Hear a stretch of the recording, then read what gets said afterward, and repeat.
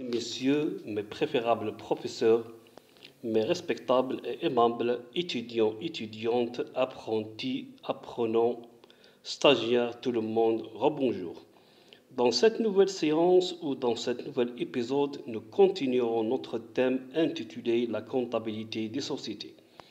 Donc, dans la séance passée ou dans l'épisode précédent, nous avons entamé, abordé, traité, expliqué, évoqué, nous avons aussi évoqué la gestion dans les sociétés à responsabilité limitée et aussi aux entreprises unipersonnelles à responsabilité limitée, LEARN, et aussi les sociétés en nom collectif, les CNS.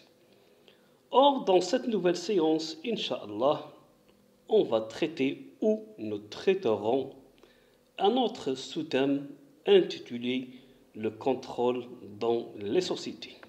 Donc, notre sous-thème, c'est le contrôle des sociétés. Donc, on va parler du commissaire au compte. Le commissaire au compte, l'Assemblée des actionnaires, l'AGO, l'Assemblée générale ordinaire de la société par action, désigne pour 3 exercices un ou plusieurs commissaires aux comptes.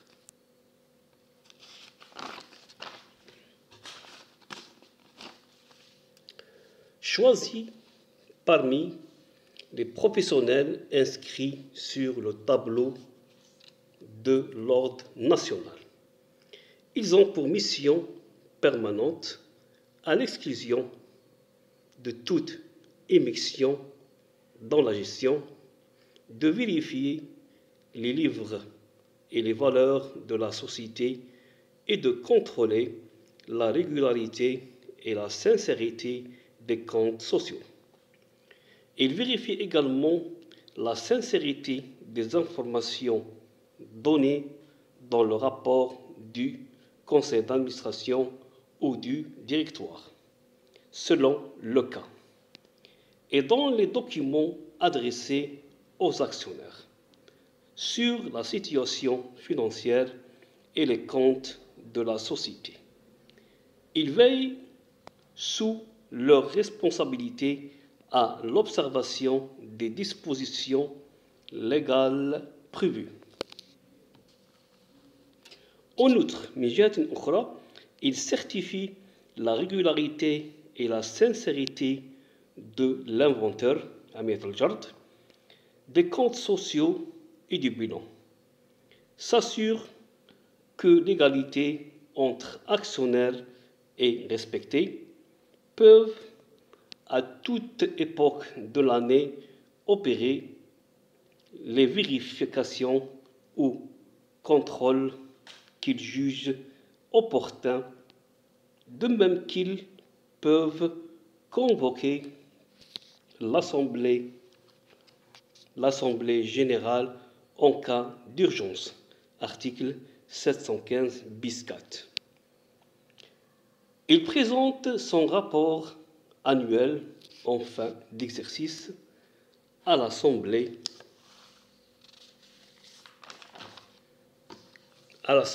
générale et émis, suivant le cas, son approbation pure et simple, son approbation avec des réserves ou exceptionnellement un refus dûment approuvé. A. La responsabilité des comptes sociaux. Les comptes annuels sont établis et présentés sous la responsabilité des dirigeants des sociétés.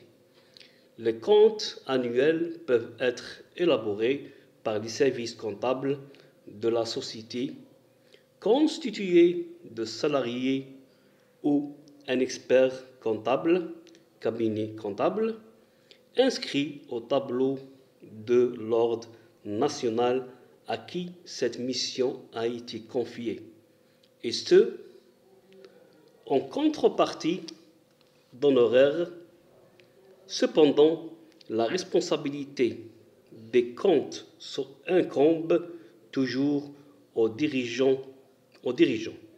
Ceux-ci doivent les présenter aux associés en vue de leur approbation.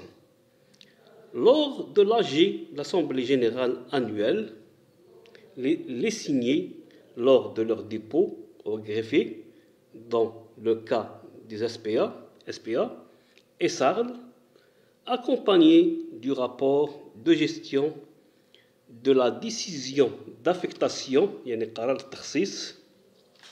des résultats et le cas échéant du rapport du commissaire aux comptes. Et enfin, signer les déclarations adressées à l'administration fiscale. À ce propos, le Code de commerce stipule qu'à la clôture de chaque exercice, le conseil d'administration ou les gérants, selon le cas, dressent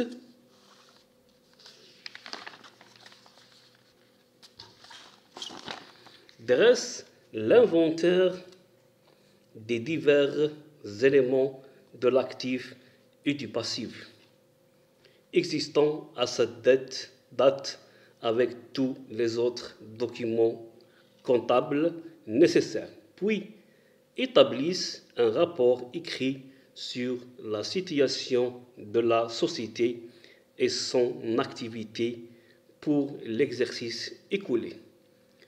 Tous ces documents sont mis à la disposition du commissaire aux comptes au plus tard dans les 4 mois qui suivent la clôture de l'exercice.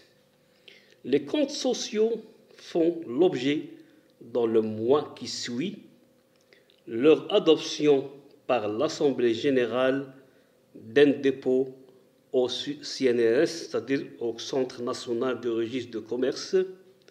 Ce dépôt vaut publication. B. Le caractère pénal,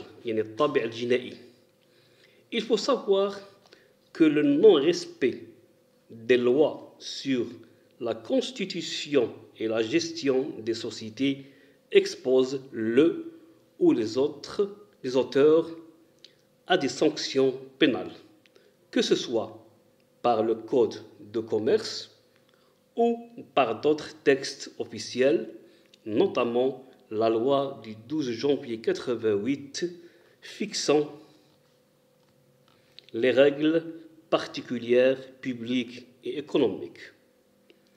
Des dispositions sont prévues pour assurer une gestion saine, honnête et plus prudente des sociétés commerciales, ceci en soumettant les dirigeants à leurs applications. En outre, la législation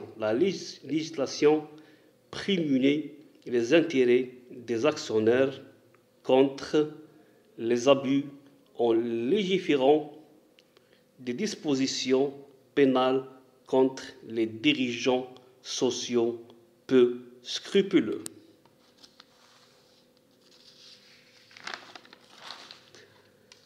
En petite remarque, dans les sociétés en nom collectif, CNS, et les sociétés à responsabilité limitée, SARL, autres que les entreprises publiques, EPE, la désignation par l'Assemblée générale d'un commissaire aux comptes n'est pas prévue par le Code de commerce. Cependant, elles ont la possibilité de soumettre leur comptabilité à un audit.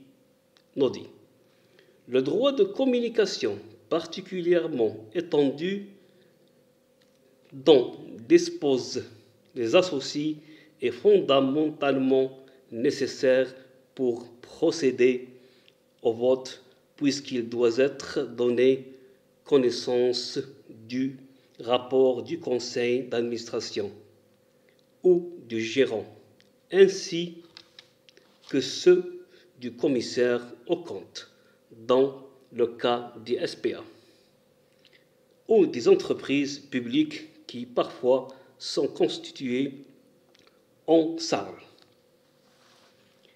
Ainsi, il est reconnu par le Code de commerce, notamment aux actionnaires, le droit de, premièrement, communication de certains documents pour s'informer sur la gestion de la société. Deuxièmement, d'être convoqué pour assister aux assemblées afin de prendre part aux décisions. Et enfin, de prendre part au vote dans les assemblées. La violation de ces droits peut exposer les dirigeants à des sanctions pénales.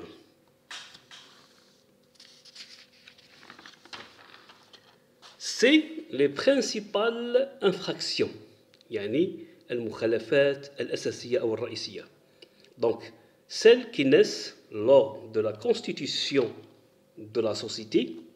Deuxièmement, le délit d'émission, article 806 du Code de commerce, présence d'irrégularités dans la constitution de la société et dans l'émission d'actions.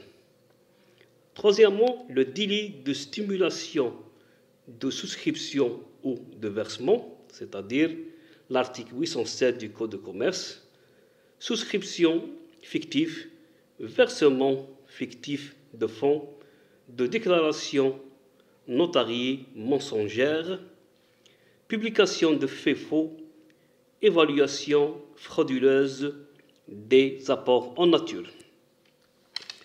Quatrièmement, le délit de négociation, article 808 du Code de commerce, ça veut dire une négociation d'actions sans valeur nominale ou inférieure au minimum légal. Article 835, négociation d'actions avant terme, négociation de promesses d'action. Cinquièmement, celles qui naissent du fonctionnement des sociétés. Aussi, septièmement, la violation de l'obligation de tenir une comptabilité, articles 801 et 813 du Code de commerce. Huitièmement, le défaut de tenir l'assemblée des actionnaires. Neuvièmement, la distribution de dividendes fictifs, articles 802 et 811.1 du Code du commerce. Neuvièmement, l'abus de biens sociaux et l'abus de pouvoir, articles 800 et 811 du Code de commerce. Et enfin, la violation des droits des associés et des actionnaires, article 814 du Code du commerce. Enfin, on vous remercie de votre attention et de votre suivi et de votre patience. Nous souhaiterons et nous espérons que ces notions sont bien maîtrisées, comprises et assimilées. Aussi, on vous remercie de votre soutien. Et dans la séance prochaine, Inch'Allah, nous traiterons un autre sous-thème concernant la comptabilité des sociétés. Merci beaucoup. C'était avec vous le professeur Monsieur Kefif Mohamed.